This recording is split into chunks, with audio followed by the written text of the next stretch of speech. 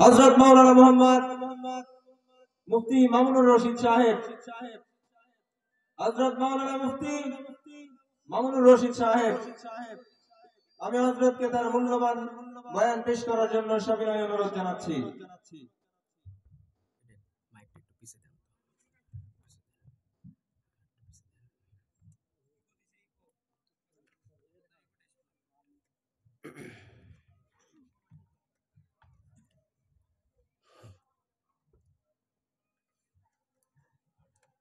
বন্ধ করে দিছে নাকি? বন্ধ করে দিছে, শুনুন তো, বন্ধ করে দিছে।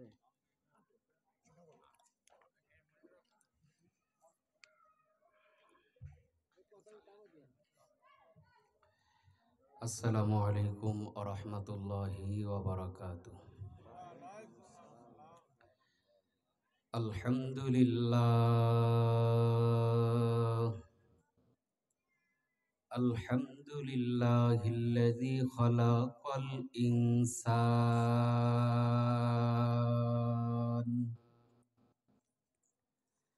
وكرم وعلمه من البيان ما لم يعلم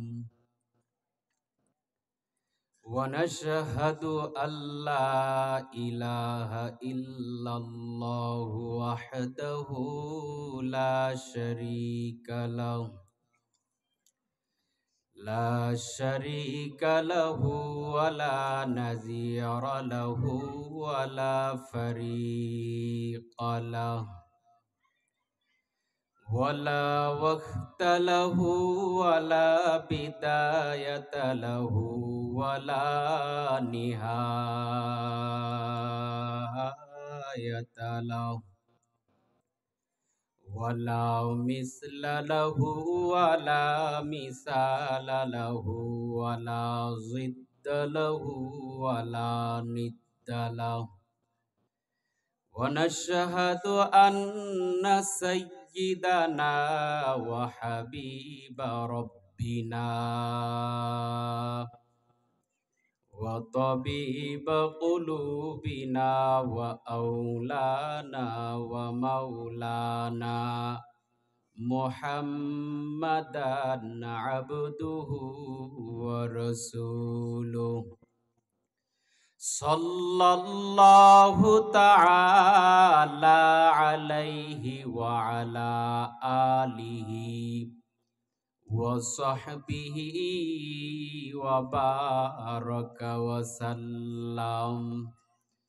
وبارك وسلم تسليما كثيرا أما بعد فأعوذ بالله من الشيطان الرجيم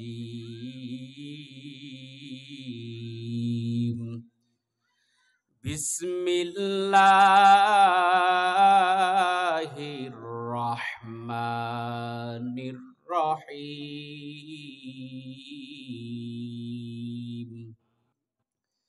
يدبر الأمر من السماء إلى الأرض ثم يعرج إليه في يوم كان مقداره ألف سنة مما تعدون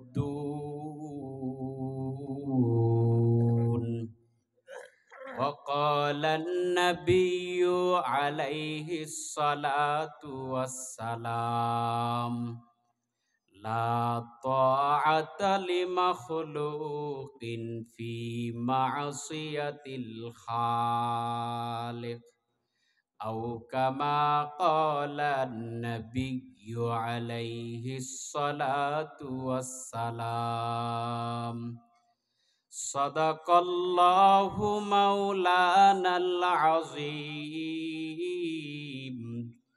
وصدق رسوله النبي الكريم ونحن على ذلك من الشاهدين والشاكرين والذاكرين ওয়ালহামদুলিল্লাহি রাব্বিল আলামিন।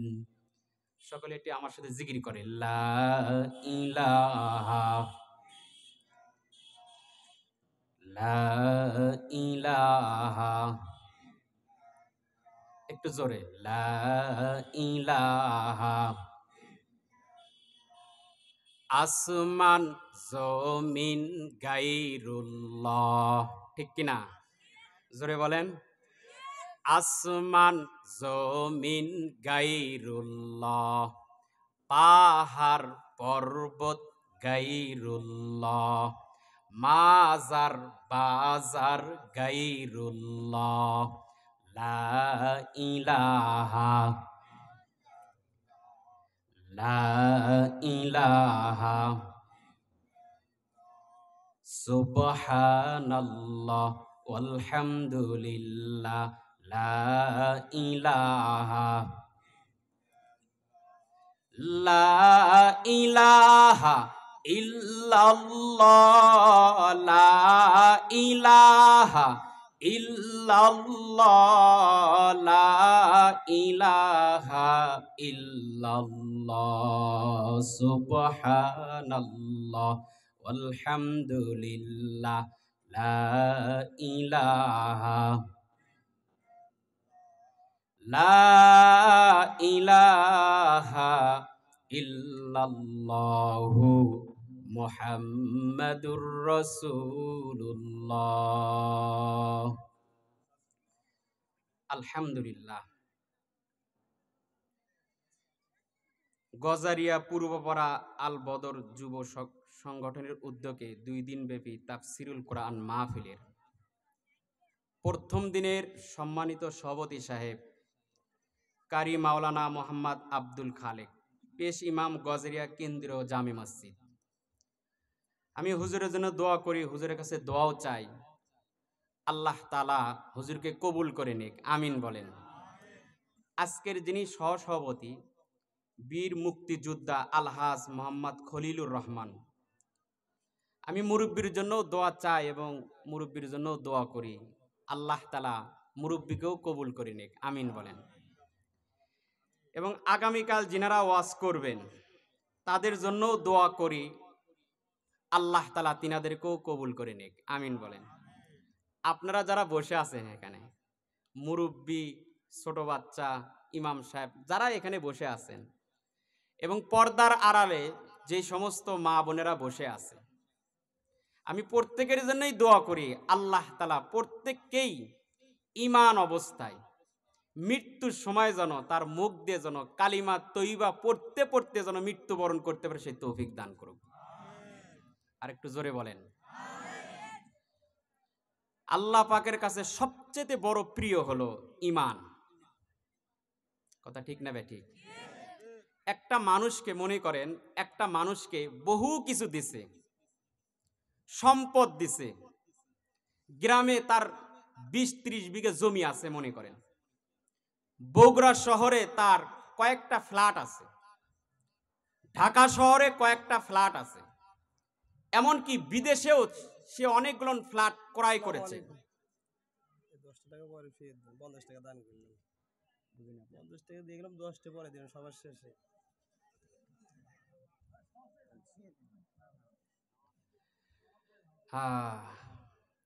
পাগলা মানুষকে আল্লাহ তাআলা বিনা হিসেবে জান্নাত দান করবে। যে ব্যক্তি একটা মাসালা বলে কথায় কথায় চলে আসছে, একটা নাবালেগ বাচ্চা যদি মারা যায়, মনে রাখবেন, নাবালেগ বাচ্চা যদি মারা যায়, আল্লাহ তাআলা হাসরের মাঠে তাকে আর কোনো কিছু জিজ্ঞাসা করবে না, বলবে তুমি বিনা হিসেবে জান্নাত চলে যাও। আর যে পাগল, যার আকল নাই, যার জ্ঞান নাই, কোনটা সঠিক কোনটা বেঠিক কিচ্ছুই বোঝে না, উলঙ্গ হয়ে চলে, তার হিতাহিত জ্ঞান নাই, আল্লাহ তাআলা তাকেও হাসরের মাঠে, সে হিন্দু হলেও, হিন্দুর ঘরে জন্মগ্রহণ করলেও, ইহুদি ঘরে জন্মগ্রহণ করলেও, জন্মগত মনে করেন হিন্দু কিন্তু পাগল, জন্মগত সে খ্রিস্টান কিন্তু পাগল, জন্মগত ইহুদি কিন্তু সে পাগল, আল্লাহ তাআলা এই পাগলটারেও আল্লাহ তাআলা বিনা হিসেবে জান্নাত দান করবে। পাগল হওয়াটাই ভালো। মাঝে মাঝে মনে পড়ে এই পরিমাণ গুনাহ আমাদের হয়ে যায়, সেই হিসেবে যদি পাগল হইতাম আমি বিনা হিসেবে জান্নাত পেয়ে যেতাম। ঠিক কিনা বলেন? কথা জোরে বলেন। যদি পাগল হইতাম, মালিক আমাকে একবারও জিজ্ঞাসা করতো না নামাজ পড়ছো কিনা, মালিক আমাকে একবারও জিজ্ঞাসা করতো না কোরআন তেলাওয়াত করেছো কিনা, মালিক আমাকে একবারও জিজ্ঞাসা করতো না পর্দা থেকেছো কিনা, মালিক আমাকে একবারও জিজ্ঞাসা করতো না যে হালাল খাইছো কিনা, মালিকে একবারও জিজ্ঞাসা করতো না হারাম ছাড়ছো কিনা। একবারও জিজ্ঞাসা করবে না, বলবে যত পাগল আছো হাসরের মাঠে ঘোষণা হয়েছে সব জান্নাতের ভিতরে ঢুকে পড়ো। আল্লাহু আকবার বলেন। হ্যাঁ মুসলমান, আজকে আমাদের আকল আছে, আমার দাম আল্লাহর কাছে ওই সময় বেশি যে সময় আমার ঈমান থাকবে। আমার সব কিছু থাকতে পারে ঠিক, আমার গ্রামে অনেক জমি থাকতে পারে ঠিক, বগুড়া শহরে অনেক জমি থাকতে পারে ঠিক, ঢাকা শহরে অনেক জমি থাকতে পারে ঠিক, আমার স্ত্রী অনেক সুন্দর হতে পারে ঠিক, মালিক আমাকে ছেলেও সন্তান দিয়েছে, মেয়ে সন্তানও দিয়েছে, কোনো অভাব নাই। কিন্তু এই লোকটাকে যদি আল্লাহ ঈমান না দেয়, ঈমান যদি না দেয়, এই লোকটার মতন হাসরের মাঠে গরিব আর কেউ নাই। কথা ঠিক না বেঠিক? আর যদি ঈমান থাকে, সে মানুষের বাড়িতে কাজ করে, রাস্তায় কাজ করে, মানুষের কর্মচারী হিসেবে বছর কামলা থাকে, সে হাসরের মাঠে কিন্তু ঈমান যদি থাকে, আল্লাহ তাআলার কাছে তার দাম আছে না নাই? জোরে বলেন আছে না নাই? এজন্য মুসলমান, আজকে আমরা মুসলমান ঠিক, ঈমানদার ঠিক, আমরাও ঈমানদার, আগেরকার জামানার মানুষরাও ঈমানদার ছিল, আমরাও মানুষ, আগেরকার মানুষরাও তারা মানুষ ছিল, আমরাও সূর্যের আলো গ্রহণ করতেছি, আগেরকার মানুষরাও সূর্যের আলো গ্রহণ করত, আমরা বাতাস গ্রহণ করতেছি, আগেরকার মানুষরাও বাতাস গ্রহণ করত, কিন্তু তারাই প্রকৃত মানুষ ছিল। কিন্তু আমরাও মানুষ, কিন্তু আমরা মানুষ আর পশুর ভিতরে কোনো পার্থক্য, জোরে বলেন, কথা ঠিক বললাম না ঠিক বললাম? এটা বাস্তবতা। মুসলমান তারা এমন মানুষ ছিল, যদি তাদের নাম শুনতো, আজকে দেখেন একটা বাচ্চা, মনে করেন একটা বাচ্চা, অত্যন্ত মনোযোগ সহকারে কথাগুলো খেয়াল করার চেষ্টা করবেন, অত্যন্ত মনোযোগ সহকারে। আমি বগুড়া থেকে আসছি আপনাদের কথা বলার জন্য, আপনারা দাওয়াত দিয়েছেন আমাকে, কথা শুনবেন, একটু মনোযোগ সহকারে কথা শুনলে ইনশাআল্লাহ কোরআন হাদিসের কথা ভালো লাগবে। খুব অত্যন্ত মনোযোগ সহকারে, ডান বাম পিছনে কোনো দিক তাকাবেন না, শুধু আমার দিকে তাকায় থাকবেন, মনোযোগ সহকারে কথা শোনার চেষ্টা করবেন। আমি গাঁজাখারি কোনো গল্প করব না, আমি কোনো নিজের থেকে বানায় কোনো কিচ্ছা কাহিনী বলবো না। আমাকে যদি ওয়াজের পরে যদি বলা হয় হুজুর এই কথা কোথায় পাইছেন, আল্লাহ তাআলা আমাকে এতটুকু কোরআন হাদিসের জ্ঞান দান করছে, আমি আপনাকে কোন পৃষ্ঠায়, কোন কিতাব থেকে, কোন হাদিস থেকে, কোন কোরআন আয়াত থেকে আমি শুরু থেকে শেষ পর্যন্ত কথা বলছি, আল্লাহ অতটুকু ইলম দান করছে, ইনশাআল্লাহ আমি নিজে পড়ায়া, নিজে আপনার সামনে পড়ে পড়ে আপনাকে শোনাতে পারবো। আমি ছাত্র জামানায় শুধু ঘুমাই নাই, আমি একটা মানুষ ঈদের দিন পর্যন্ত লেখাপড়া করছি। ঈদের দিন আমি মাদ্রাসায় ছিলাম, লেখাপড়া করতাম। আমি ঈদের দিন পর্যন্ত বাড়িতে আসি নাই, মাদ্রাসায় থেকে মাদ্রাসায় লেখাপড়া করছি। আমি দিন দেখি নাই, রাত দেখি নাই, আমি ঈদ দেখি নাই, কুরবানি দেখি নাই, আমি রমজান দেখি নাই, বাড়ি দেখি নাই, আমি 24 ঘন্টা মাদ্রাসার ভিতরে থাকছি, লেখাপড়া করছি। আল্লাহু আকবার বলেন। মুসলমান একটু খেয়াল করার চেষ্টা করবেন, একটু খেয়াল করেন। আজকে মনে করেন একটা বাচ্চা যদি না ঘুমায়, মায়ে বা বাপে তাকে বলে এই বাচ্চা ঘুমায় যাও, একটা পাগলি আসতেছে, পাগল আসবে, তাড়াতাড়ি ঘুমাও না হলে কিন্তু পাগল আসবে, এই ভয় দেখায় বাচ্চা ভয়েতে ঘুমায় যায়। ঠিক না বেটি? বাস্তব। বাচ্চা যদি না ঘুমায় তাহলে বাচ্চাকে বলে এই বাচ্চা তুমি ঘুমাও, কুকুর আসতেছে, বাচ্চা কুকুরের নাম শুনে ভয়েতে ঘুমায় যায়। বাচ্চা যদি না ঘুমায় তো বাচ্চাকে বলে এই বাচ্চা ঘুমাও, বাঘ আসতেছে, বাচ্চা বাঘের নাম শুনলে ভয়তে ঘুমায় যায়। কিন্তু এক সময় বাঘের ভয় দেখাতে হয় নাই, এক সময় কুকুরের ভয় দেখাতে হয় নাই, এক সময় শিয়ালের ভয় দেখাতে হয় নাই। কাফেররা পর্যন্ত তার বাচ্চাকে যদি ঘুম না আসতো, তার বাচ্চাকে বলতো এই বাচ্চা ঘুমায় যাও, খালেদ বিন ওলীদ আসতেছে, খালেদ বিন ওলীদের নাম শুনে বাচ্চা থরথর করে কাঁপতো আর ঘুমায় পড়তো। আল্লাহু আকবার বলেন। বাচ্চাকে বলতো এই বাচ্চা ঘুমায় যাও, সালাহউদ্দিন আইবি আসতেছে, বাচ্চা সালাহউদ্দিন আইবির নাম শুনে ঘুমায় যেত। বাচ্চাকে বলতো এই বাচ্চা ঘুমায় যাও, ওমর ইবনুল খাত্তাব আসতেছে, ওমর ইবনুল খাত্তাবের নাম শুনে বাচ্চা, কাফের বাচ্চা ঘুমায় পড়তো। আল্লাহু আকবার বলেন। তারা এমন মানুষ ছিল। আল্লাহ, ওমর ইবনুল খাত্তাব তো এমন মানুষ ছিল যাকে দেখে কাফেররা পর্যন্ত ভয় করত, নাস্তিক দেখে ভয় করত, খ্রিস্টান দেখে ভয় করত। শুধু তাই নয়, শুধু তাই নয়, এমনকি শয়তান পর্যন্ত ওমর রাদিয়াল্লাহু তাআলার নাম শুনলে, ওমর রাদিয়াল্লাহু তাআলা যেই পথ দিয়ে চলছে সেই পথ দিয়ে একটা শয়তানও সেই পথ দিয়ে চলতো না। আল্লাহু আকবার বলেন। মুসলমান ভাইরারে আমার, কথাগুলো অত্যন্ত দিল দিয়ে বোঝার চেষ্টা করবেন।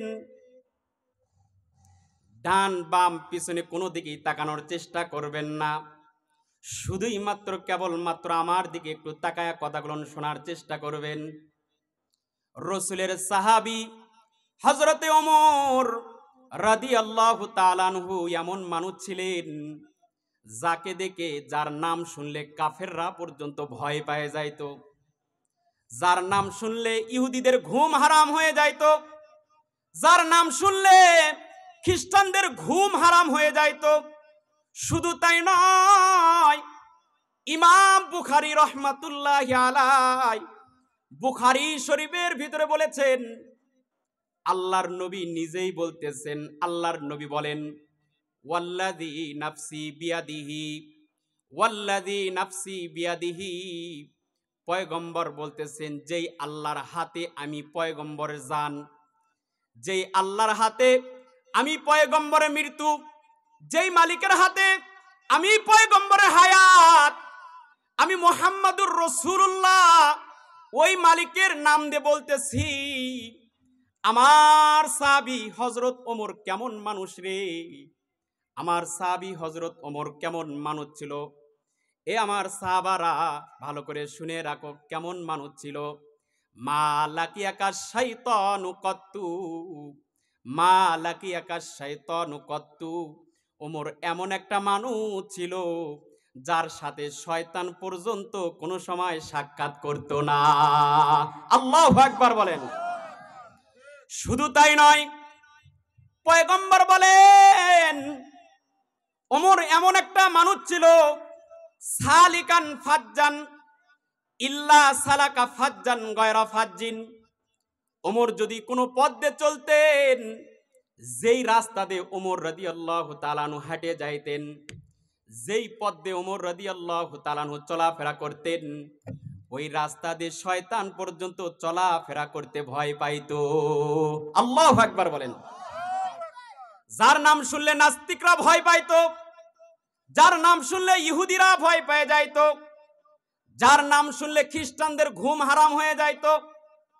কিতাবের ভিতরে লেখে, তারিখের কিতাবের ভিতরে লেখা আছে, তারিখে তাবারি ভিতরে লেখা আছে, ইমাম তাবারি রহমাতুল্লাহি আলাইহি বলেন, এক সময় ফিলিস্তিনের জমিনে যখন খ্রিস্টানরা বসবাস করত, খ্রিস্টানদের পক্ষ থেকে ওমরের কাছে চিঠি চলে আসছে। চিঠির ভিতরে লেখা আছে, খ্রিস্টানরা বলতেছে, ওমর তুমি যদি ফিলিস্তিনের জমিনে চলে আসো, তাহলে আমরা সব খ্রিস্টানরা তোমার কাছে মাথা নত করব। আল্লাহু আকবার বলেন। ওমর তুমি যদি ফিলিস্তিনের জমিনে চলে আসো, ফিলিস্তিনের চাবিকাঠি তোমার হাতে তুলে দেওয়া হবে, ওমর তোমার সামনে মাথা নত করা হবে, ওমর তোমার সামনে মাথা নত করা হবে, ওমর তোমার সামনে গর্দান নত করে দেব। হযরত ওমর চিঠি পাইয়া সঙ্গে সঙ্গে সিদ্ধান্ত নিলেন, আমি এই মুহূর্তে ফিলিস্তিনের জমিনে চলে যাব। আল্লাহু আকবার বলেন। এই কথা যখন সাহাবায়ে কেরামদেরকে ডাক দিয়ে বলতেছেন, আমার সাথী ভাইরা রে, আমি এই মুহূর্তে ফিলিস্তিনের জমিনে চলে যাব। সাহাবা জিজ্ঞাসা করলেন, ওগো আমিরুল মুমিনিন খলিফাতুল মুসলিমিন, আপনি কিভাবে ফিলিস্তিনে যাবেন? তখন ওমর রাদিয়াল্লাহু তাআলা আনহু বললেন, আমি একা, আর আমার সাথে একজন গোলাম থাকবে, আর একটাই মাত্র উট থাকবে। আমি একা এই মদিনার জমিন থেকে হাজার হাজার কিলোমিটার দূরে ফিলিস্তিনের জমিনে চলে যাব। এ কথা বলতেই সাহাবায়ে কেরাম বললেন, ওগো আমিরুল মুমিনিন খলিফাতুল মুসলিমিন, আপনি একা হইয়া সাথেই শুধুই মাত্র একজন গোলাম থাকবে, আর কি কোনো কর্মী থাকবে না, সেনাবাহিনীর কোনো লোক কি আপনার সাথে থাকবে না? ওমর রাদিয়াল্লাহু তাআলা আনহু বললেন, না না না না, আমার সাথে কেউ থাকবে না। সাহাবা জিজ্ঞাসা করলেন, যদি পথের ভিতরে ক্ষতি হয়ে যায়? ওমর তখন বললেন, এ আমার ভাই, আল্লাহ তাআলা যদি কাউকে মারতে চায়, আল্লাহ পাক রব্বুল আলামিন যদি কাউকে মারতে চায়, পৃথিবীর কোন মানুষ তাকে হায়াত দিতে পারবে না। কথা বলেন ঠিক না বেঠিক? ফাল্লাহু খায়রুন হাফিজাও ওয়া হুয়া আরহামুর রাহিমিন।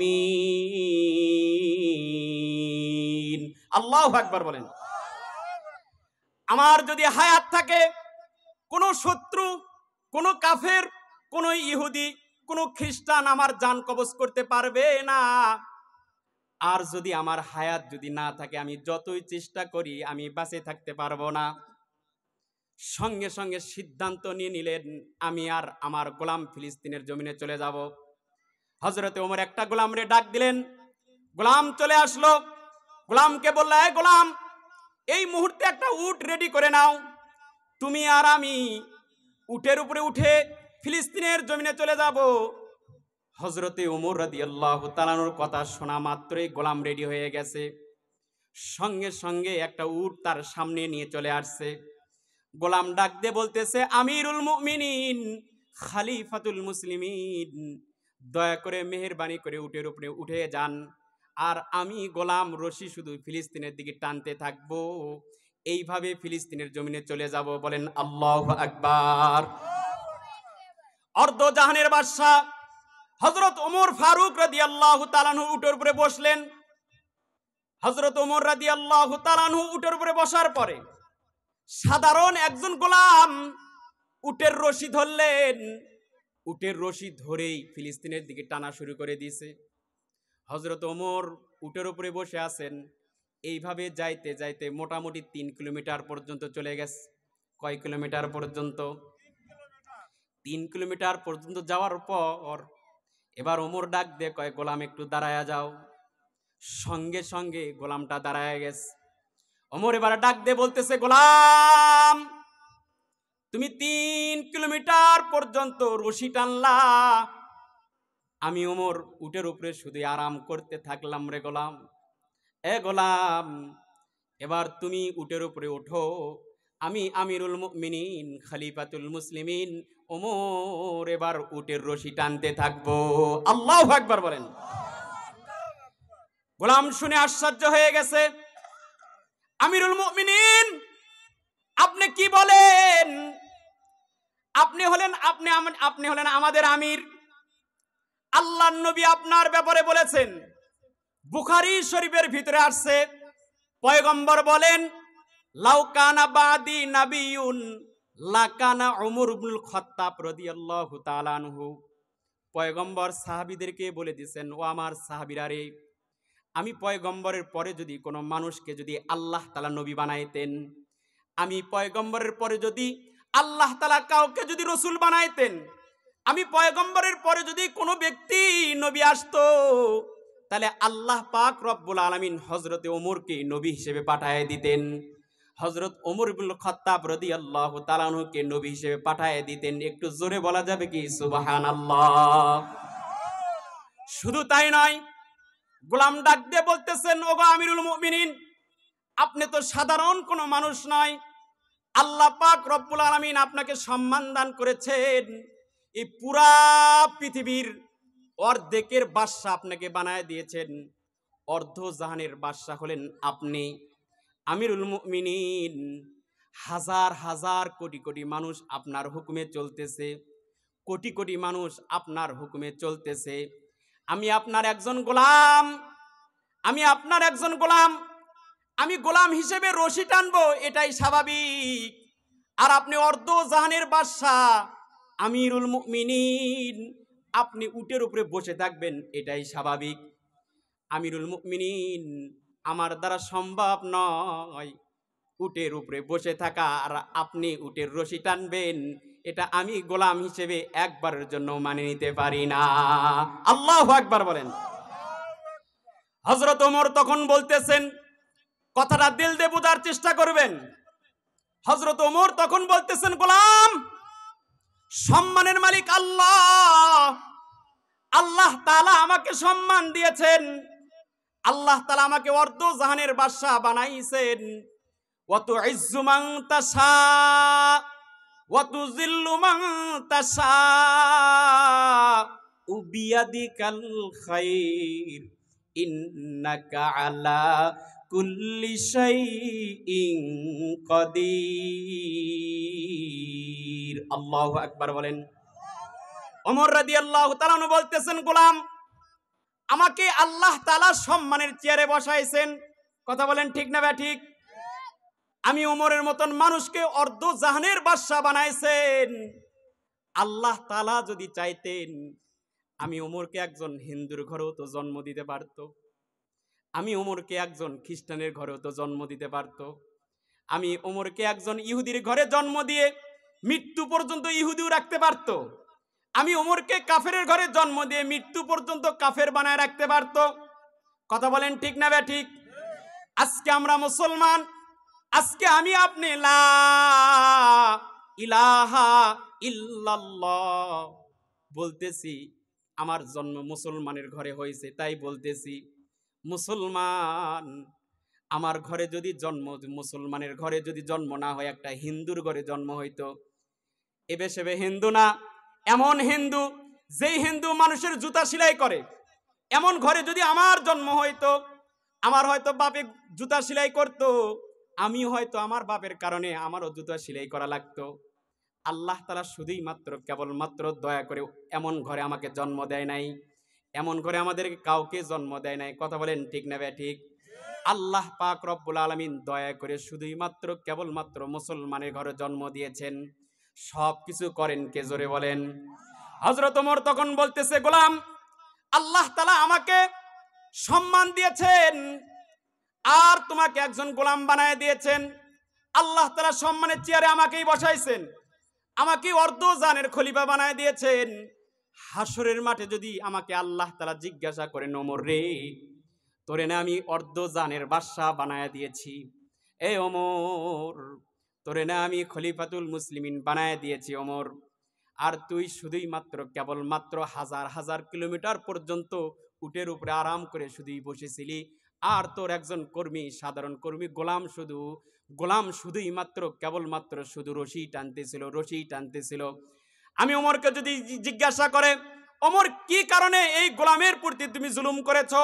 এই গোলাম বলো, সেই মুহূর্তে আমি মালিকের কাছে কি জবাব দেব?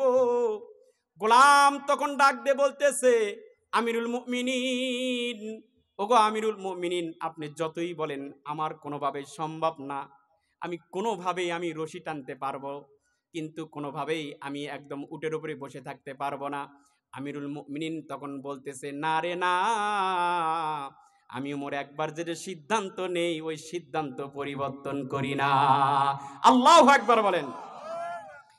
গোলাম ডাক দিয়ে বলতেছে, হঠাৎ করে কেউ যদি দেখে আপনি আমিরুল মুমিনিন, আপনি রশি টানতেছেন আর আমি গোলাম উটের উপরে বসে আছি, কেমন দেখা যাবে? তখন গোলাম ওমর রাদিয়াল্লাহু তাআলা আনহুকে বললেন, কেমন দেখা যাবে বলো? ওমর তখন বলতেছে, গোলাম, পৃথিবীর কোনো মানুষ দেখুক বা না দেখুক, কোনো মানুষ যদি না দেখে, কোনো মানুষের চোখে যদি না পড়ে, কিন্তু একজন দেখতেছেন, তিনার নাম কি বলেন তো দেখি? মুসলমান ভাইরা রে আমার, অনেক সময় দেখবেন স্বামী স্ত্রী এক জায়গায় ঘুমায় আছে, স্ত্রী একটা ছেলেকে নিয়ে কল্পনা করতেছে, স্বামী আরেকজনকে নিয়ে কল্পনা করতেছে, কিন্তু স্বামী স্ত্রী এক জায়গায় ঘুমায় আছে। স্বামী একজন মেয়েকে নিয়ে কল্পনা করতেছে, স্ত্রীর খবর নাই। স্বামী আরেকজন মেয়ের নিয়ে কল্পনা করতেছে, স্ত্রীর খবর নাই। স্ত্রী আরেকজন স্বামীর নিয়ে কল্পনা করতেছে, স্বামীর খবর নাই। দুইজন একই বালিশের উপরে ঘুমায় আছে, কেউ জানে না, স্বামী স্ত্রীর খবর জানে না, স্ত্রী স্বামীর খবর জানে না, কিন্তু একজন আছে, তিনি দুইজনের খবর জানেন। তিনার নাম কি? কাদেরে কুদরতু দারি বর কামাল, আংতা রব্বি আংতা হাসবি জুল জালাল, তুহি কাদের জলিলুল্লাহ জাহাদার বাহার হালে তুহি মেরা নেগাহদার। আল্লাহু আকবার বলেন। যালিকা আলিমুল গায়বি ওয়াশ শাহাদাতিল আজিজুর রহিম আল্লাযী আহসানা কুল্লা শাইইন খালাকাহু ওয়া বাদাআ খালকাল ইনসানি মিন তিন সুম্মা জাআলাহু নাসলাহু মিন সুলালাতিম মিন মাইম মাহিন সুম্মা সাওয়াহু ওয়া নাফাখা ফীহি মির রূহিহি ওয়া জাআলাস সামআ ওয়াল আবসারা ওয়াল আফইদা ক্বালিলাম মা তাশকুরুন। আল্লাহু আকবার বলেন। মুসলমান ভাইরা রে আমার, স্বামী স্ত্রীর কথা জানে না, স্ত্রী স্বামীর কথা জানে না। আল্লাহ তাআলা বলতেছেন, বান্দা আমি তোর অন্তরের খবর জানি, তোকে আমি বানাইছি, তোর চোখ আমি সৃষ্টি করেছি, তোর কান আমি বানাইছি, তোর পুরো বডিরে আমি বানাইছি। শুধুই তাই নয়, আসমান আমি বানাইছি, সূর্য আমি বানাইছি, চন্দ্র আমি বানাইছি। আল্লাহ তাআলা কোরআন শরীফের ভিতরে বলেন, আআনতুম তাখলুকুনাহু আম নাহনুল খালিকুন। এ বান্দা বল, তুমি কি সূর্য বানাইছো নাকি আমি আল্লাহ তাআলা সূর্য বানাইছি? বান্দা বলো, চন্দ্র কি তুমি বানাইছো না আমি আল্লাহ তাআলা বানাইছি? শুধু তাই নয়, আল্লাহ তাআলা বলেন, আআনতুম তাজরাউনাহু আম নাহনু যারিউন। বান্দা বলো, তুমি কি ক্ষেত করো না আমি আল্লাহ তাআলা ক্ষেত করি? তুমি কি ফসল দাও না আমি আল্লাহ তাআলা ফসল দেই? তুমি কি গাছ থেকে আম তুমি বাইর করো না আমি আল্লাহ তাআলা বাইর করি? তুমি কাঁঠাল গাছ থেকে কাঁঠাল কি তুমি বাইর করো না আমি আল্লাহ তাআলা বাইর করি? একটু জোরে চিৎকার বলেন, কে বাইর করেন? সবাই বলেন, কে বাইর করেন? মুসলমান ভাইরা রে আমার, মরিচের ভিতরে ঝাল তুমি দাও না আমি আল্লাহ তাআলা দেই? লিচুর ভিতরে মিষ্টি তুমি দাও না আমি আল্লাহ তাআলা দেই? আমের ভিতরে মিষ্টি তুমি দাও না আমি আল্লাহ তাআলা দেই? তেঁতুলের ভিতরে টক তুমি দাও না আমি আল্লাহ তাআলা দেই? এবার সবাই চিৎকার বলেন, কে দেয়? সন্নে কাজতি সালাতি মিকুনাদ নজমেরা রজমি শায়াতি মিকুনাদ আজমিনে খুশকে রুয়া নদ গিয়া আসমারা বেসুতু দারথ নেগা হিচে কাসদর মুলকে উ আম্বাজ নাই কৌলে উরা লাহনে নে আওয়াজ নাই। আল্লাহু আকবার বলেন। আল্লাহ বলেন, বান্দা মাটির ভিতরে একটু তাকায় দেখো, মাটির ভিতরে তো কোনো ঝাল নাই, মাটির ভিতরে তো কোনো মিষ্টি নাই, মাটির ভিতরে তো কোনো টক নাই, মাটির ভিতরে কোনো ঝাল নাই, টক নাই, মিষ্টি নাই। কথা বলেন ঠিক না ঠিক? কিন্তু আপনি মাটির ভিতরে একটা মরিচের গাছ লাগান, আল্লাহ বলেন কিছুদিন পরে মরিচের ভিতর থেকে ঝাল আমি বাহির করে দেব। আল্লাহু আকবার বলেন। তুমি আবার 20 হাত পরে একটা আমের গাছ লাগাও, 20 হাত পরে তোমারই মাটির উপরে তুমি আমের গাছ লাগাইছো, আমি আল্লাহ তাআলা সেখান থেকে মিষ্টি আম তোমাকে উপহার দিয়ে দেব। আরো 20 হাত পরে তুমি একটা তেঁতুলের গাছ লাগায় দেখো, আমি আল্লাহ তাআলা তেঁতুল থেকে তোমাকে টক উপহার দেব। বান্দা তুমি ক্ষেত করো না, তুমি সৃষ্টি করো না, আমি আল্লাহ তাআলা সৃষ্টি করি, আমি আল্লাহ তাআলা সবকিছু করি। আল্লাহু আকবার বলেন। ওমরকে সম্মান দিয়েছেন কে? একটু জোরে বলেন। ওমরকে অর্ধজাহানের বাদশা বানাইছেন কে? ওমর তখন ডাক দিয়ে বলতেছে, এ গোলাম, আল্লাহ তাআলা আমাকে সম্মান দিয়েছেন, এই বলেই তোমাকে আমি জুলুম করব, বিষয় এমন না। অতএব গোলাম তুমি উঠে বসে যাও, আমি এবার অর্ধজাহানের বাদশা আমিরুল মুমিনিন হযরত ওমর বলতেছি, আমি ওমর নিজেই বলতেছি, আমি এবার উটে রশি টানতে থাকবো, এবার তুমি আরাম করো। ওমর রাদিয়াল্লাহু তাআলা আনহুর কথা শুনেই এবার সঙ্গে সঙ্গে গোলামটা উটের উপরে বসে গেছে, আর অর্ধজাহানের বাদশা আমিরুল মুমিনিন খলিফাতুল মুসলিমিন নিজেই রশি হাতে নিয়েছে। আল্লাহু আকবার বলেন। এবার হযরত ওমর রশি টানতেছে, টানতে টানতে 3 কিলোমিটার পর্যন্ত চলে গেছে। চলে যাওয়ার পর দাঁড়ায় গেছে। এবার বলতেছে, গোলাম এবার তুমি নামো, আমি উঠবো। এবার গোলাম নেমে গেছে, ওমর উঠছে।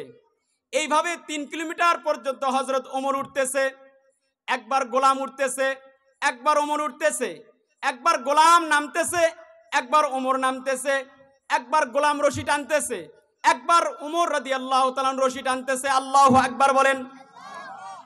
এবার যাইতে যাইতে একদম ফিলিস্তিনের কাছাকাছি চলে আসছে, আর শুধুই মাত্র কেবলমাত্র 3 কিলোমিটার বাকি। হাজার হাজার লক্ষ লক্ষ খ্রিস্টানরা অপেক্ষায় আছে। খ্রিস্টানরা সিটির ভিতরে তো লিখে দিয়েছে, ওমর তুমি আসলে কিন্তু মাথা নত করব।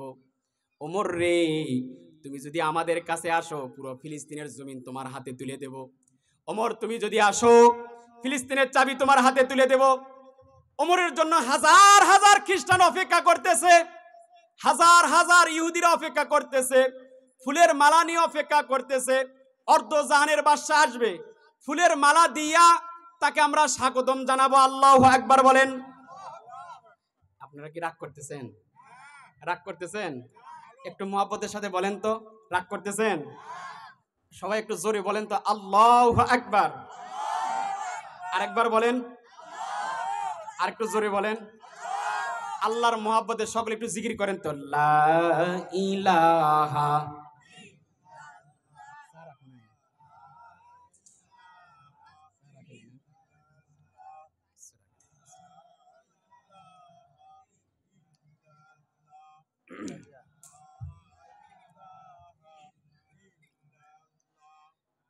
লা ইলাহা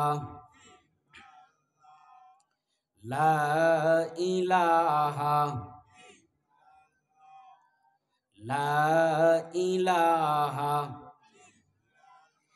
এই কালিমা খেয়াল করেন, এই কালিমা, আমার দিকে সবাই তাকান।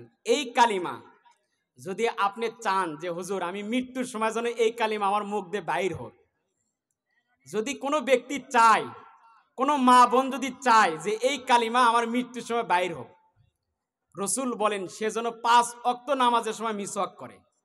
আল্লাহু আকবার বলেন। যদি কোনো ব্যক্তি 5 ওয়াক্ত নামাজের সময় মিসওয়াক যদি করে, স্বয়ং আল্লাহ তার জিহ্বাতে কালিমা তৈবা বাইর করে দিবে। এজন্য সব সময় দোয়া করবেন, আল্লাহ তুমি 5 ওয়াক্ত নামাজ আমাকে পড়ার তৌফিক দান করো, আর মিসওয়াক করার তৌফিক দান করো। আল্লাহু আকবার বলেন। সাথে এই দোয়াটাও করবেন, তুমি যদি আজরাইল আমার কাছে পাঠায় দাও, শুক্রবারের দিন পাঠায় দিও। আমার জান যদি কবজ তুমি করোই, আমার তো জান তুমি কবজ করবাই, মালাকুল মাউত তো আমার কাছে আসবেই। একটু আসলে যেন শনিবারে না আসে, রবিবারে যেন না আসে, সোমবারে যেন না আসে, মঙ্গলবারে যেন না আসে, বুধবারে যেন না আসে। আমার আজরাইল তুমি যখন পাঠাই দেবা আমার কাছে, শুক্রবারে যেন আসে। আল্লাহু আকবার বলেন। তিরমিজি শরীফের ভিতরে আসছে, রসুল বলেন কোন ইমানদার ব্যক্তি, ইমানদার যে লা ইলাহা ইল্লাল্লাহ বলছে, এমন ইমানদার ব্যক্তি যত বড়ই গুনাহগার হোক না কেন, সে যদি শুক্রবারে মারা যায়, শুক্রবারের রাত অথবা দিনে যদি মারা যায়, কিয়ামত পর্যন্ত আল্লাহ পাক রব্বুল আলামিন কবর আযাব বন্ধ করে দিবে। সে যত বড়ই গুনাহগার হোক, যত বড়ই নাফরমান হোক, যত বড়ই গুনাহগার হোক, যত বড়ই নাফরমান হোক, কিন্তু হিন্দু মরলে হবে না। হিন্দু যদি শুক্রবারে মারা যায় কাম হবে না, ইহুদি যদি শুক্রবারে মারা যায় কাম হবে না, খ্রিস্টান যদি শুক্রবারে মারা যায় কাম হবে না, নাস্তিক যদি শুক্রবারে মারা যায় কাম হবে না, কোন বৌদ্ধ যদি শুক্রবারে মারা যায় কাম হবে না। কিন্তু একজন ইমানদার ব্যক্তি লা ইলাহা ইল্লাল্লাহ বলছে, একজন ইমানদার ব্যক্তি আল্লাহকে বিশ্বাস করছে, আল্লাহ যা বলছে বিশ্বাস করে নিছে, এমন ব্যক্তি যদি ইমান অবস্থায় শুক্রবারে যদি খালি মরে, যদি সে যত বড়ই গুনাহগার হোক না কেন, মাফ করবেন কে? আমার কথা, রসুলের কথা। কার কথা বলেন? হিংসা করে লাভ নেই। আল্লাহর কাছে দোয়া করেন, আল্লাহ আমাকে শুক্রবার দিন মওত দেন। আমি অনেক সময় এই ওয়াজে হাদিস বললে, মসজিদে হাদিস বললে অনেকে হিংসা করে, হুজুর একজন এত বড় নাফরমান, এমন নাফরমান ছিল, এমন নাফরমান ছিল, এমন নাফরমান ছিল, আপনি তাকে মাফ করে দিলেন। আমি বললাম, ভাই আমি তো মাফ করি নাই। মাফ করছেন কে? মাফ করছেন কে? শোনেন, গরিব হতে পারে ঠিক, কিন্তু ইমান যদি থাকে মনে করবেন আপনিই কোটিপতি। কথা ঠিক না ঠিক?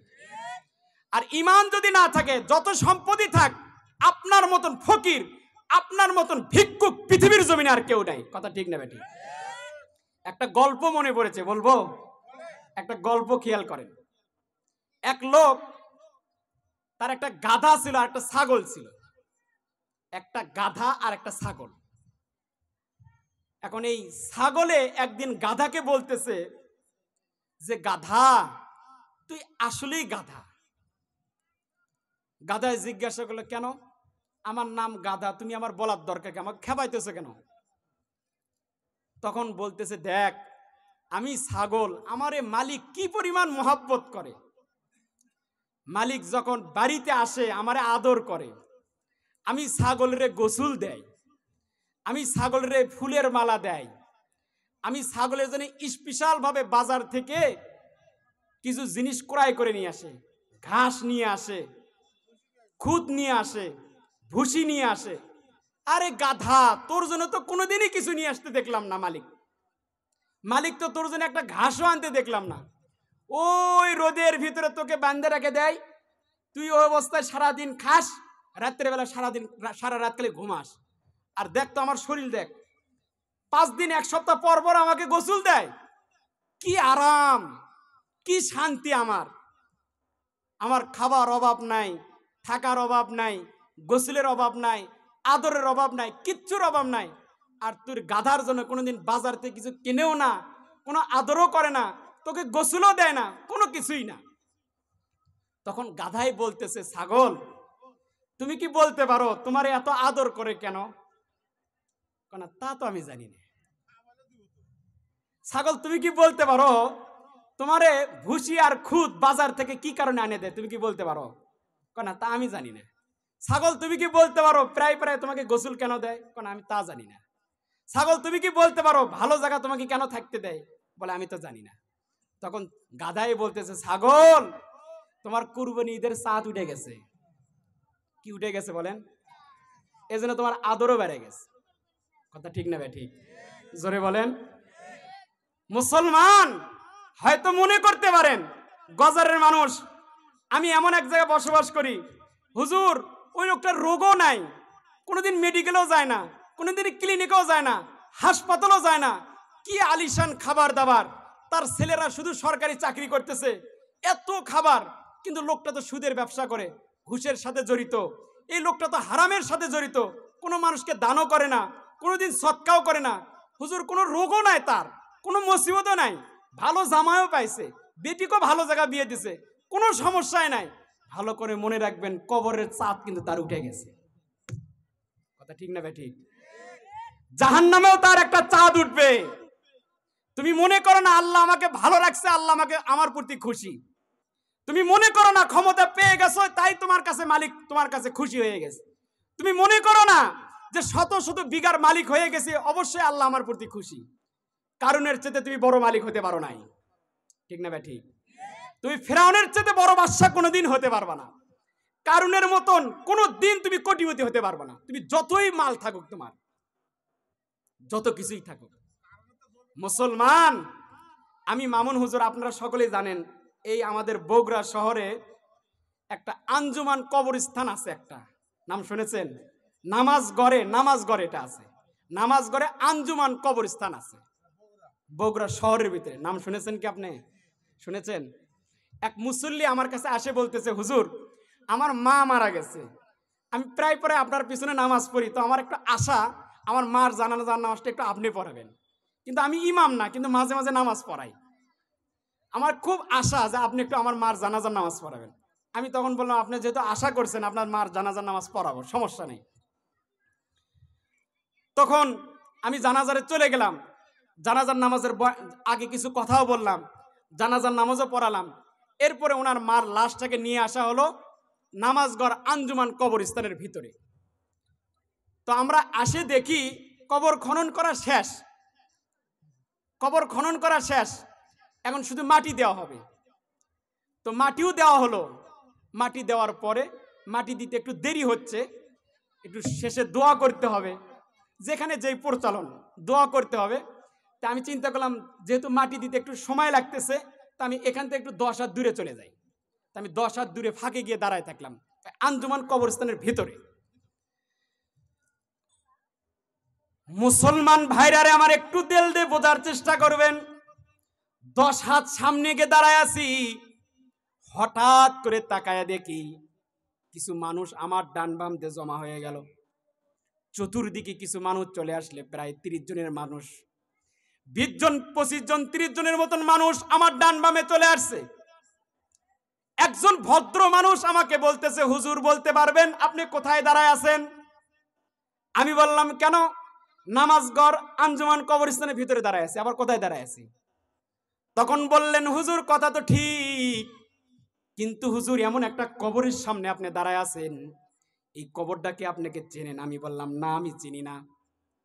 তখন লোকটা আমাকে বলতেছে, ভরা লোকদের ভিতরে আমাকে বলতেছে, হুজুর একটু দয়া করে কবরের দিকে একটু লক্ষ্য করে তাকায় দেখেন। আমি লক্ষ্য করে তাকায় দেখি কবরের আশপাশে কোনো পাকা নাই, একদম ভাঙ্গা চোরা কিছু বাঁশ পড়ে আছে, ওপরে শুধু গাছের পাতা পড়ছে, কোনো ধরনের যত্ন নাই, কোনো ধরনের যত্ন নাই, কোনো পরিষ্কার নাই। ভদ্রলোকটা আমাকে ডাক দিয়ে বলতেছেন, হুজুর যেই কবরটা আপনি দেখতেছেন ইনি কিন্তু সাধারণ কোনো মানুষ ছিল না হুজুর। মুসলমান ভাইরে আমার, তখন আমাকে বলতেছে, হুজুর ওনার আমি একজন পরিচিত মানুষ, যিনি এখানে কবরে শুয়ে আছেন উনি ছিলেন শরীফ বিড়ির মালিক। শরীফ বিড়ি নাম শুনছেন? শুনছেন? টানছি যেহেতু নাম শুনবো না, কি জন্য কি কন? টানা যেহেতু হয়েছে নাম শুনবো না কেন? এখন এটা নাই। আমাকে বলতেছে, হুজুর এই কবরটা দেখতেছেন ইনি একজন শরীফ বিড়ির মালিক, আল্লাহ তাআলা তাকে এই পরিমাণ সম্পদ দিয়েছেন, উনি যদি মৃত্যুর আগে বলতো আমাকে মাটি দিবা না, স্বর্ণ দিয়ে আমাকে দাফন করবা, আমার নিচে যেন স্বর্ণ থাকে, আমার মাথার উপরে যেন কোনো মাটি না দেওয়া হয়, শুধু স্বর্ণ দিয়ে আমাকে দাফন করে দেবা, হুজুর সম্ভব। শুধু তাই নয় হুজুর, চার মাথা বগরা, চার মাথা থেকে নিয়ে মাটির ডালি পর্যন্ত যেই পরিমাণ আপনারা অনেক সময় সিএনজিওয়ালারা গ্যাস ভরাতে যান, যেগুলো পাম্প দেখতেছেন, সব মালিক উনি একা। হুজুর এই পরিমাণ মালিক। শুধু তাই নয়, জমি কি পরিমাণ আমি একজন কর্মচারী তাও জানি না। হুজুর কতগুলো ফ্ল্যাট আছে আমি একজন কর্মচারী তাও জানি না। কিন্তু একটু তাকায়া দেখেন, লোকটা অসহায়ের মতন শুয়ে আছে, কোনো সময় কোনো সন্তানও তার কবরের পাশে আসে না, কোনো জামাইও তার কবরের পাশে আসে না। হুজুর এটাই হলো আসল জীবন। আসল জীবনটা এটা। টাকা থাকতে পারে, সম্পদ থাকতে পারে, ইমান যদি না থাকে তোমার মতন অসহায় পৃথিবীর জমিনে নাই। ঠিক কিনা বলেন? অনেক কিছু থাকতে পারে, অনেক কিছু থাকতে পারে ঠিক, কিন্তু ইমান যদি না থাকে তুমি বুঝবা তোমার মতন অসহায় আর কেউ নাই, তোমার মতন ফকির আর কেউ নাই। তোমার যদি ইমান যদি না থাকে, আর যদি ইমান যদি থাকে, সব সময় মনে রাখবেন, আমি একজন কৃষক মানুষ, আলহামদুলিল্লাহ। আমি কৃষক হলে কি হবে? আমি এই পৃথিবী 10 দুনিয়া পরিমাণ মালিক। আল্লাহু আকবার বলেন। আমি কিছুদিন আগে লালমনিরহাট ওয়াজ করতে গেছি। ওয়াজ শেষ করার পরে ফজর নামাজের পরে আমাকে ওয়াজের কমিটি যিনি পরিচালক তিনি আমাকে বলতেছে, হুজুর আপনি বগুড়া থেকে লালমনিরহাট আসছেন, তো আপনাকে এক জায়গায় নিয়ে যাব। আমি বললাম চলেন যাই। তো গেলাম, যাওয়ার পরে এক জায়গায় ঢুকাইছে, আমি মনে করলাম এখানে কোনো কোম্পানি মনে হয়। আমাকে বলতেছে, হুজুর এটা কোনো কোম্পানি না, এটা একটা প্রতিষ্ঠান। আমি দেখলাম কিছু বাচ্চারা লেখাপড়া করতেছে, অনেক মানুষ উঠা বসা করতেছে। আমি বললাম, ভাই এটা কোন জায়গা নিয়ে আসলেন? তখন আমাকে বলতেছে, হুজুর এখানে যত মানুষ আপনি দেখতেছেন, এই শত শত মানুষ যারা দেখতেছেন, এরা এক সময় সকলেই ইসলাম পছন্দ করত, কোরআন পছন্দ করত, হাদিস পছন্দ করত। এরা অনেকে আমার পিছনে নামাজও পড়েছে হুজুর, অনেকে আমাকে সালামও দিত, কিন্তু টাকার লোভে, সম্পদের সামান্য লোভে তারা খ্রিস্টান হয়ে গেছে। একটু নাউজুবিল্লাহ জোরে বলেন। আমি আশ্চর্য হয়ে গেলাম, একজন দুইজন মানুষ না, শত শত মানুষ ভেতরে দেখলাম, ঘরের ভিতরে দেখলাম, বাচ্চাদেরকে পর্যন্ত দেখলাম। আমাকে বলতেছে, হুজুর এগুলো আমি চিনি, এরা মুসলমানের ঘরে জন্মগ্রহণ করেছে হুজুর, ইমান নিয়ে যাইতে পারতেছে না। এরা আল্লাহ চিনত, কোরআন চিনত, হাদিস চিনত, নবীকে বিশ্বাস করতো। একটু তাকায় দেখেন। তখন আমি একটু ঢুকলাম, দেখি ছোট ছোট বাচ্চা, তার মা বাপ পাশে বসে আছে, শুধু টাকার লোভে বলে দিছে তোমাকে মাসে 5,000 টাকা দেওয়া হবে, তোমাকে মাসে 10,000 টাকা দেওয়া হবে, একটা ভ্যান কিনে দেওয়া হবে, বা একটু চাকরির ব্যবস্থা করে দেওয়া হবে, বা একটু কোম্পানিতে তোমাকে চাকরি দেওয়া হবে, তোমার মেয়ের বিয়ের সাথে যত পরিমাণ টাকা লাগে সব দিয়ে দেওয়া হবে, তোমার ছেলের চাকরি নিতে যত টাকা লাগে সব দিয়ে দেওয়া হবে, তুমি ইসলাম ধর্ম ছেড়ে দিয়ে খ্রিস্টান হয়ে যাও। শুধুই মাত্র টাকার লোভে হুজুর এগুলো সব খ্রিস্টান হয়ে গেছে। আমি ভেতরে তাকায় দেখলাম, আপনারা মাইন্ড করেন না, যখন ভেতরে ঢুকছি কিছু মেয়ে দেখলাম, বড় বড় মেয়ে, আল্লাহ তাআলা তাদেরকে এত সুন্দর করে বানাইছে, চোখে পড়ে গেছে। আমি সঙ্গে সঙ্গে ফিরে নিলাম। তখন আমাকে পরিচালক বলতেছে, হুজুর এই মেয়েগুলো না আমার পরিচিত হুজুর, এরা ভালো ফ্যামিলিতেও যদি বিবাহ করতে যাইতো, এরা যদি কোটিপতির সাথেও কোনো ছেলের সাথে যদি বিবাহ করতো, আল্লাহ তাআলা তাদের এত সুন্দর চেহারা দিয়েছেন, কিন্তু হুজুর তারা বিবাহ করার জন্য উপযুক্ত ছিল, কিন্তু দুনিয়ার লোভে, টাকার লোভে খ্রিস্টান হয়ে গেছে। নাউজুবিল্লাহ, জোরে বলেন। মুসলমান এরকম শুধু হাজার হাজার মানুষ নয়, আমরাও অনেক মানুষ আছি মুসলমানের ঘরে জন্মগ্রহণ করছি ঠিক, আমি হয়তো খ্রিস্টান হইতেছি না, কিন্তু কিছু কথা এমন বলি আমার ঈমান চলে যায়। কথা ঠিক না ঠিক? যেমন একটা কথা আপনাকে বলি, এই যে ধরেন কিছুদিন আগে আপনাদের ধান কাটা শেষ, আবার সামনে ধান লাগাইবেন, আবার ধান উঠবে, সামনে কিন্তু একটু বৃষ্টি, যখন ধান কাটা হয় তখন কিন্তু বৃষ্টির আশঙ্কা থাকে, ঠিক না ঠিক? ধান বাড়িতে নিয়ে আসছেন, আপনি একটু উঠানে ধান নাড়ে দিছেন, বৃষ্টি যেই চলে আসে সঙ্গে সঙ্গে আল্লাহ গালি দেয়, আছে না নাই? বলে আল্লাহ তুমি কি চোখে কিছুই দেখো না, কিছুই চোখে দেখো না, কেবলই আমি ধান নাড়ে দিলাম আর তুমি বৃষ্টি দিয়ে দিলা, তোমার ঈমান নাই। কথা জোরে বলেন। আবার অনেক সময় দেখবেন অনেক মা বোন আছে আল্লাহ তাআলাকে গালি দেয়, সন্তান যদি মৃত্যুবরণ করে, ছেলে যদি মারা যায়, তখন আল্লাহ তাআলাকে গালি দেয়, আল্লাহ তুমি পৃথিবীতে আর কোনো সন্তান দেখলা না, শুধু আমারই সন্তান দেখলা, সঙ্গে সঙ্গে গালি দেয় আল্লাহ। তুমি মনে রাখবা, তুমি মুসলমানের ঘরে জন্ম হলো মা, আপনি একজন ইহুদি যেমন মৃত্যুবরণ করবে, খ্রিস্টান যেমন ঈমান হারা, নাস্তিক যেমন ঈমান হারা, হিন্দু যখন ঈমান হারা, তুমি আল্লাহ গালি দেওয়ার কারণেও তোমার ঈমান চলে গেছে। কথা ঠিক না ঠিক? অনেক সময় দেখবেন আমরা কথায় কথায় বিভিন্ন সময় বলে থাকি, বাবা আমার অমুক কাজটা একটু করে দাও, আমার ছেলেকে একটু চাকরিটা নিয়ে দাও, বা আমার ছেলেকে একটু কোম্পানি ঢুকায় দাও, বা আমার ছেলেকে একটু বিদেশ নিয়ে যাও। আগে আল্লাহ পরে তুমি, বলে কিনা বলেন তো দেখি? বলে বলে আগে আল্লাহ পরে তুমি, আগে আল্লাহ পরে তুমি আমার ছেলেকে বিয়েটা দিয়ে দাও, আগে আল্লাহ পরে তুমি আমার ছেলের চাকরিটা নিয়ে দাও, আগে আল্লাহ পরে তুমি আমার ছেলেকে একটু বিদেশে যাওয়ার ব্যবস্থা করে দাও। আপনারা কি মনে করেন এই কথাটাও বলা একটা কুফরি কথা? আগেও আল্লাহ থাকবে, পরেও আল্লাহ থাকবে, কি বলেন আপনারা? কথা জোরে বলেন। তোমার আগেও আল্লাহ, পরেও আল্লাহ, তোমার আগে আল্লাহ পরে তুমি, এটা কি? এটা একটা কুফরি কথা। অনেক সময় দেখবেন, আপনারা মাইন্ড করবেন না, কিছু মাইক পাইলে কিছু কথা বলতেও হয়, শুধুই যদি কিচ্ছা কাহিনী বলে চলে যায় আপনারা কিচ্ছু শিখবেন না, কিছু হক কথাও বলতে হয়, এটা আপনাদের শ্রোতা হিসেবেও শুনতে হবে, আমরা বক্তা হিসেবেও বলতে হবে। কথা ঠিক না ঠিক?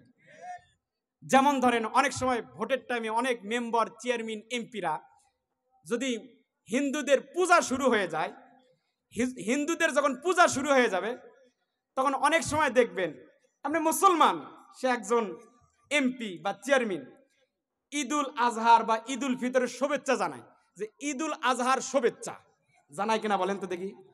ঈদুল ফিতরের শুভেচ্ছা জানায় কিনা বলেন তো দেখি? অনেক সময় যখন হিন্দুদের পূজা শুরু হয়ে যায়, তখন কি লেখে জানেন?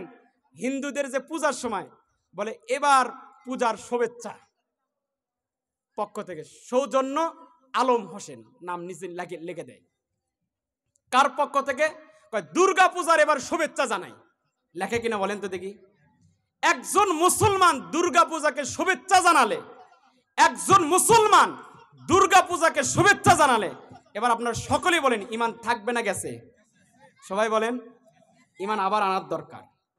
তুমি কেন হিন্দু, তুমি কেন হিন্দুকে তুমি একজন ভাই হিসেবে সম্মান করতে পারো, কিন্তু মূর্তিকে তুমি শুভেচ্ছা জানাতে পারো না, একটা শিরক কামকে তুমি শুভেচ্ছা জানাতে পারো না। আল্লাহ তাআলা সবচেয়ে বেশি অপছন্দ করে শিরক করা, সবচেয়ে বেশি অপছন্দ করে শিরক করা। আপনারা সকলেই নামাজের ভিতরে কুল ইয়া আইয়ুহাল কাফিরুন পড়েন। কাফেররা নবীর কাছে বলতেছে, নবী আপনি দাওয়াত দিতেছেন, একটা ফিতনা শুরু হয়ে গেছে, অতএব একটা কাম করেন, আমরা সকলেই নেতা খাতা আসছি, প্রায় 50 জন 100 জনের মতন এখানে উপস্থিত আছি, আমরা সব নেতা আছি, একটা প্রস্তাব দেই। নবী বললেন কি প্রস্তাব? তখন বলেন প্রস্তাবটা হলো 1 বছর আমরা এই মক্কার ভিতরে যত কাফের, হিন্দু, মুশরিক আছি সকলেই 1 বছর আল্লাহর ইবাদত করব। কার ইবাদত? 1 বছর যখন শেষ, পরের বছরে আমরা সকলেই মিলে মূর্তির পূজা করব। প্রস্তাবটা কেমন হলো? এটা কিন্তু নিরপেক্ষ প্রস্তাব, খুব ভালো করে বোঝেন। এটা শুধু কাফের দিকে টানছে তা কিন্তু না, শুধু মুসলমানদের দিকে টানছে তা কিন্তু না, নিরপেক্ষ একটা প্রস্তাব দিছে। এক বছর আমরা সকলেই মিলে মসজিদে গিয়ে নামাজ পড়বো, আর পরের বছর সকলে মিলে গিয়ে আমরা মূর্তির সামনে যা পূজা করব। এটা কি এক পক্ষ প্রস্তাব না নিরপেক্ষ প্রস্তাব? বলেন তো দেখি, এক পক্ষ না নিরপেক্ষ? নিরপেক্ষ। আল্লাহ তার সঙ্গে সঙ্গে কোরআন আয়াত নাজিল করে বলতেছেন, কুলিয়া ইউল কাফিরুন, হে নবী আপনি কাফের থেকে বলে দেন, লা আবুদু মা তা'বুদুন, হে মুহাম্মদুর রাসূলুল্লাহ যত নেতা কাজ আছে কোনো ভয় নাই, মৃত্যুর মালিক আমি, হায়াতের মালিক আমি। কোন নেতা আপনার মৃত্যু আনতে পারবে না, কোন নেতা আপনাকে মারতে পারবে না। আপনি সরাসরি নেতাদের মুখের উপরে বলে দেন, আমি মুহাম্মদুর রাসূল এক সেকেন্ডের জন্য কোন মূর্তিকে পূজা করতে রাজি নাই। আল্লাহু আকবার বলেন। তুমি একজন মুসলমানের ঘরে জন্মগ্রহণ করে তুমি কিভাবে জানো দুর্গা পূজার শুভেচ্ছা? কথা ঠিক না বেঠিক বলেন? আমি ওই যে একটা কথা বলেছিলাম, ফিলিস্তিনে ঢুকতে আর কয় কিলোমিটার বাকি? 3 কিলোমিটার, মনে আছে তো? রাগ করতেছেন? সময় শেষ নাকি?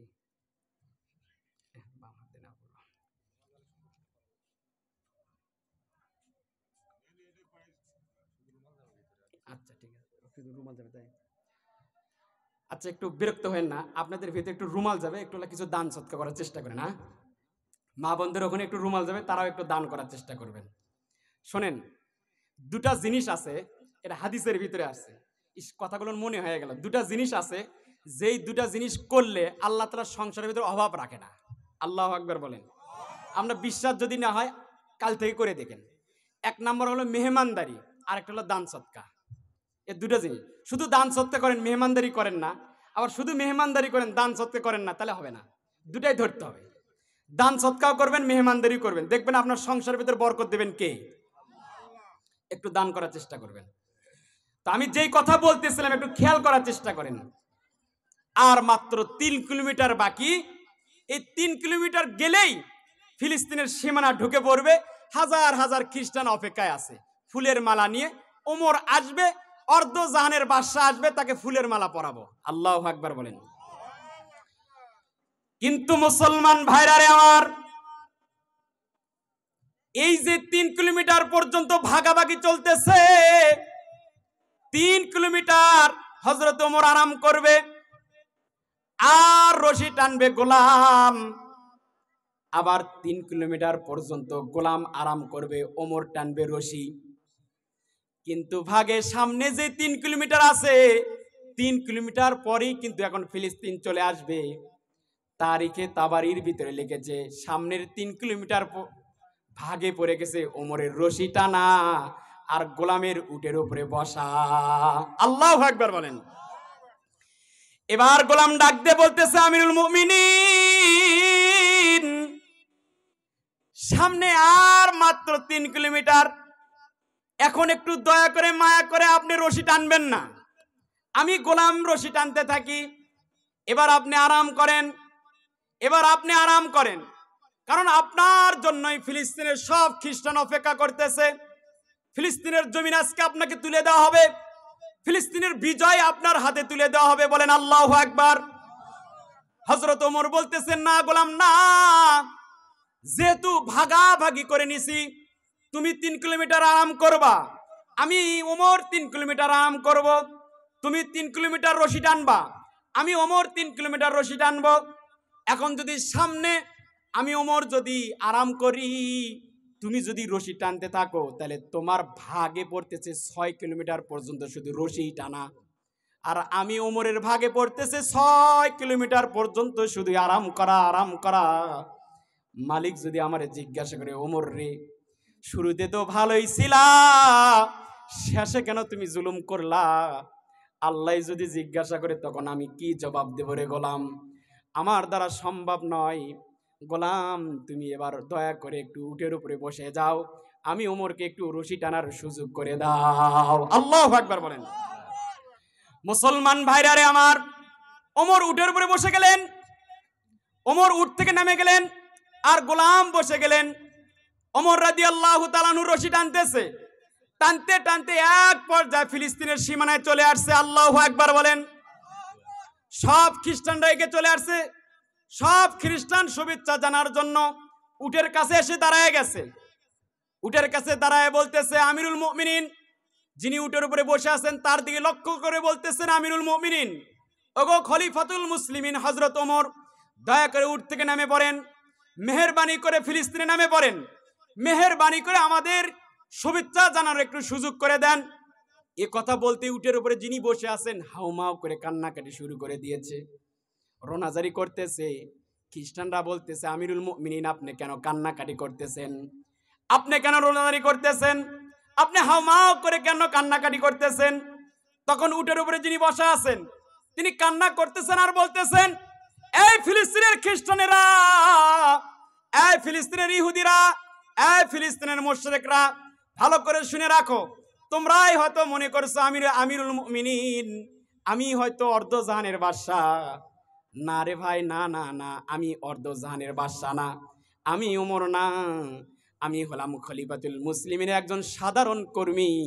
যার হাতে তুমি লাগাম দেখতেছো, যার হাতে তুমি রশি দেখতেছো, সেই হলো অর্ধজাহানের বাদশা হযরত ওমর ফারুক রাদিয়াল্লাহু তাআলা আনহু। আল্লাহু আকবার বলেন। 1000 টাকা দান করেন। সহসভাপতি 1000 টাকা দান করছে। আল্লাহু আকবার বলেন। আল্লাহ তাআলা এই দানকে কবুল করে নেক, আমিন বলেন।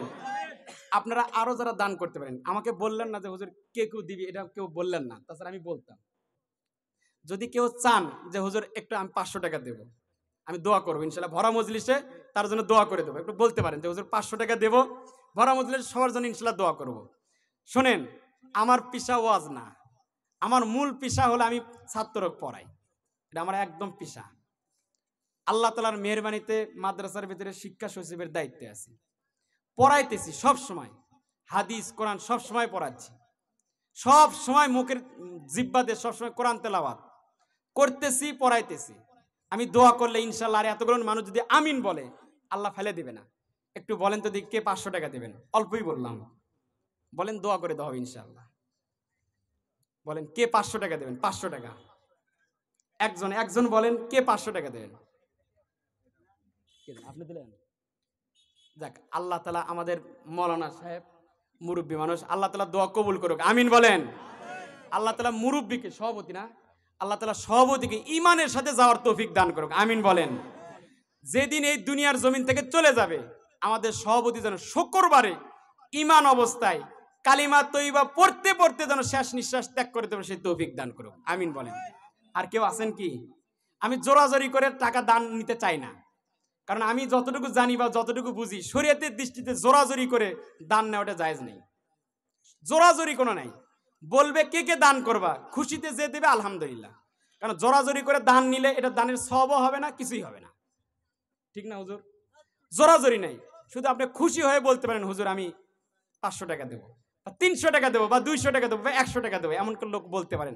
আমি দোয়া করব, সকলে আমিন বলবেন, আল্লাহ তাআলা সবাইকে কবুল করে নেক, আমিন বলেন। মোটামুটি হয়ে গেছে তো ইনশাআল্লাহ। আমি যেই কথা বলতেছিলাম, আমিরুল মুমিনিন, গোলাম বলতেছে তোমরা যাকে আমিরুল মুমিনিন বলতেছো, আমি আমিরুল মুমিনিন না, আমি অর্ধজানের বাদশা না, যার হাতে তোমরা রশি দেখতেছো সেই হলো আমিরুল মুমিনিন, সেই হলো আমিরুল মুমিনিন। তখন সব খ্রিস্টান থেকে হাউমাউ করে কান্না শুরু করে দিয়েছে।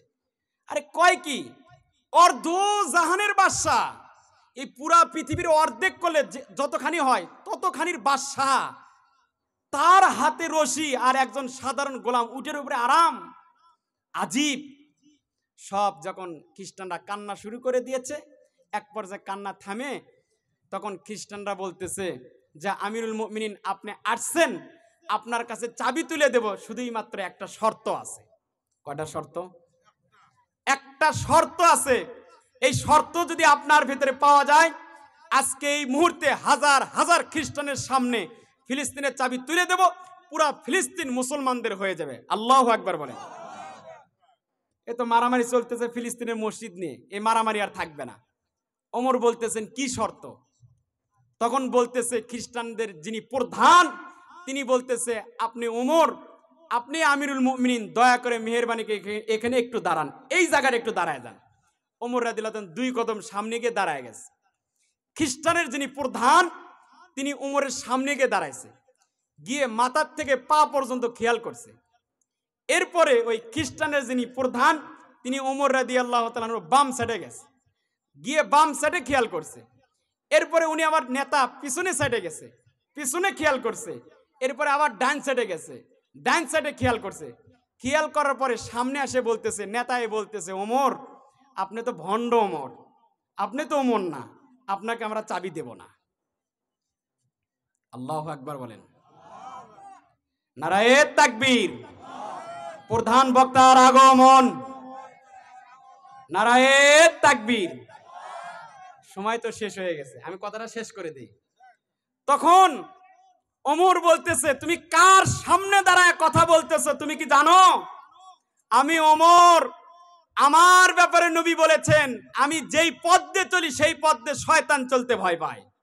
আল্লাহু আকবার বলেন।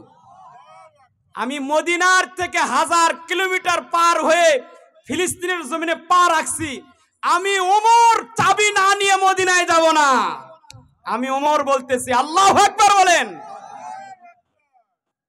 তখন খ্রিস্টানের প্রধান বলতেছে, আপনি ওমর না। ওমর বলতেছে, আমি ওমর। খ্রিস্টানের প্রধান বলতেছে, আপনি ভণ্ড ওমর। ওমর বলতেছে, আমি রাসূলের দ্বিতীয় খলিফা ওমর। খ্রিস্টানের প্রধান বলতেছে, কখনোই না। ওমর বলতেছেন, আমার ব্যাপারে রাসূল বলেছে ওমর ফিল জান্নাহ, ওমর জান্নাতে যাবে। আল্লাহু আকবার বলেন। দুইজন যখন তর্ক শুরু হয়ে গেছে দিছে, ওমর বলতেছে, তোমার প্রমাণ কি? খ্রিস্টান বলতেছে, আপনার প্রমাণ কি? আপনি যে ওমর এর প্রমাণ কি? তখন বলছে, তোমার কি প্রমাণ লাগে? তখন খ্রিস্টানের প্রধান বলতেছে, ওমর আমরা কিতাবের ভিতরে পড়ছি যিনি অর্ধজানের বাদশা হবেন তিনি যে জামা পরিধান করবেন সেই জামায় 7টা তালি থাকবে। কয়টা? জোরে বলেন, আবার বলেন। জামায় 7টা তালি থাকবে। আমি আপনার সামনে গিয়ে দেখি আপনার জামায় তালি 2টা। কয়টা? সবাই বলেন। বাম সাইডে আসে দিকে আপনার জামায় তালি 1টা। কয়টা হলো? আপনার পিছনে গেলাম, যায় দেখি জামায় তালি আরো 2টা পেলাম। কয়টা হলো? 5টা। আপনার ডান সাইডে আসলাম, আমি জামার 1টা তালি দেখলাম। কয়টা হলো? 6টা। আমরা কিতাবের ভিতরে পড়ছি অর্ধজানের বাদশা যিনি হবেন তার জামায় তালি থাকবে 7টা। আপনার জামায় তালি পেলাম 6টা, অতএব আপনি ওমর না। এ কথা বলতে ওমর হাউমা করে কান্না করে বলতেছেন যে মুসলমান 6টা তালি পাইলা, 1টা তালি পাইলা না। তখন ওমর হাত উঁচু করে বলতেছে, আমার বগলের নিচে আরেকটা তালি রয়েছে। কথাটা আমি শেষ করতে পারলাম না। এ ছিল তারা মানুষ, ঠিক না? ঠিক। অর্ধজানের বাদশা হওয়ার পর মানুষের টাকা মারে নাই ভাই, মানুষের জমি মারে নাই, মানুষের সম্পদ মারে নাই, কাকে হত্যা করে নাই, কারো প্রতি জুলুম করে নাই, সিরে জামা পরে থাকছে, কারো প্রতি বিন্দু পরিমাণ জুলুম করে নাই। আল্লাহু আকবার বলেন। আল্লাহ তাআলা আমাদের সবাইকে ঈমান অবস্থায় যাওয়ার তৌফিক দান করুক, আমিন বলেন। মাইকটা একটু চিনচিন করতেছে ভাই, এটা একটু কমালে খুব ভালো হতো। না, প্রধান বক্তা যেহেতু আলোচনা করবে, আমি একটু খেয়াল করে দিই, মানে কথাটা আনা যাচ্ছে না, কেমন যেন একটু চিনচিন করতেছে। দয়া করে, মাইক সুন্দর আছে আপনার, একটু দয়া করে একটু খেয়াল করলে ভালো হয়। আল্লাহ তাআলা আমাদের সবাইকে ঈমানের সাথে মৃত্যু দান করুক। আমার জন্য দোয়া করবেন, আমিও আপনাদের জন্য দোয়া করি। আল্লাহ তাআলা সবাইকে ঈমান অবস্থায় দুনিয়ার জমিন থেকে যাওয়ার তৌফিক দান করুক। ওয়া আখিরু দাওয়ানা আলহামদুলিল্লাহি রাব্বিল আলামিন। আসসালামু আলাইকুম ওয়া রাহমাতুল্লাহি ওয়া বারাকাতুহু।